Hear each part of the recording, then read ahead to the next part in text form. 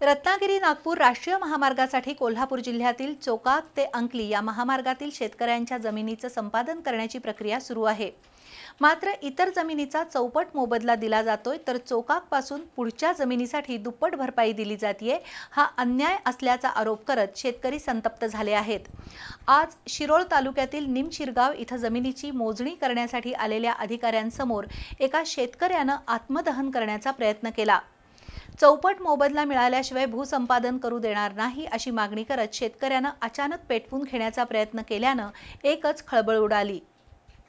रत्नागिरी ते नागपूर या महामार्गामध्ये जाणाऱ्या जमिनींसाठी आंबेवाडी गावापर्यंत शासनानं चौपट मोबदला दिलाय। मात्र याच मार्गातील अंकली ते चोकाक या मार्गावरील जमिनींसाठी दुप्पट मोबदला दिला जातोय। एकाच मार्गावरील वेगवेगळ्या ठिकाणी मोबदल्याचा नियम वेगवेगळा का असा प्रश्न विचारत हातकणंगले आणि शिरोळ तालुक्यातील शेतकरी आक्रमक झाले आहेत। इतर शेतकऱ्यांप्रमाणेच आम्हालाही चौपट मोबदला मिळाला पाहिजे, अन्यथा भूसंपादन करू देणार नाही असा इशारा शेतकऱ्यांनी दिलाय। दरम्यान आज शिरोळ तालुक्यातील निमशिरगाव इथं जमीन मोजणीची प्रक्रिया सुरू होती। त्यासाठी राष्ट्रीय महामार्ग अभियंता महेश पाटोळे यांच्या उपस्थितीत तलाठी सुनील खामकर हे पंचनामा वाचून दाखवत होते।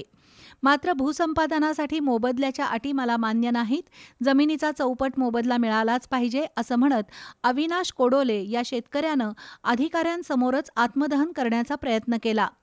कोडोले यांची शक्तीपीठ महामार्गात 3 एकर जमीन जात असल्यानं ते भूमिहीन होणार आहेत। अशा वेळेस शासनाकडून योग्य मोबदला मिळत नसल्यानं निराश झालेल्या कोडोले यांनी आत्मदहनाचा प्रयत्न केला।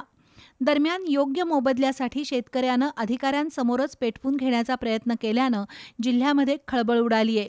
यावेळी विक्रम पाटील, सुधाकर पाटील, स्वस्तिक पाटील, शिवाजी कांबळे, बाळासाहेब संगपाळ, शीतल पाटील, सुरेश सावंत, चेतन खोंद्रे व शेतकरी मोठ्या प्रमाणात उपस्थित होते।